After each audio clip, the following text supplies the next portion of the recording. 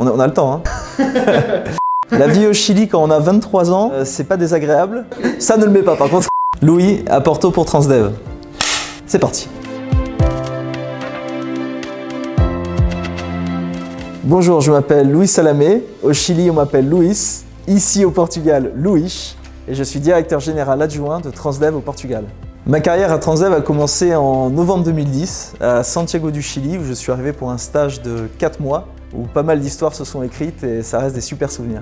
Après le Chili, on est en 2015, j'avais l'envie de continuer ma carrière ailleurs et Transdev m'a permis de réaliser ça en revenant à Paris où j'ai travaillé sur des appels d'offres dans toutes les régions françaises et ensuite les appels d'offres internationaux avec principalement le Maroc, mais aussi un peu d'Espagne, de Moyen-Orient et d'Afrique via l'Égypte. Sans en avoir émis la volonté, on m'a proposé une expérience intéressante aussi au niveau familial puisqu'on m'a proposé d'aller à Porto, ce que j'avais pas du tout anticipé. On en a discuté en famille et on a décidé de vivre cette aventure et de partir. La mobilité effective s'est faite en avril 2021.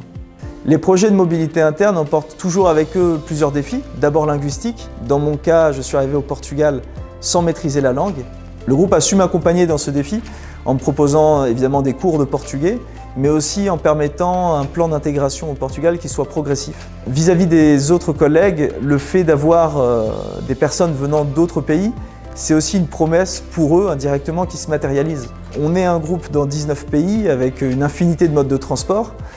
L'idée étant que chaque pays puisse bénéficier de cet effet réseau d'expertise. Je dirais que le nouveau Louis est pas nécessairement très différent de l'ancien, mais il est évidemment heureux déjà, puisque ces expériences sont agréables à vivre. Si vous avez cette ambition, n'hésitez pas à le dire. Et un petit conseil avant de le dire, pensez-le bien pour être le plus spécifique possible dans vos demandes, mais aussi le plus ouvert possible. Je suis allé au Chili alors que je voulais un pays anglophone.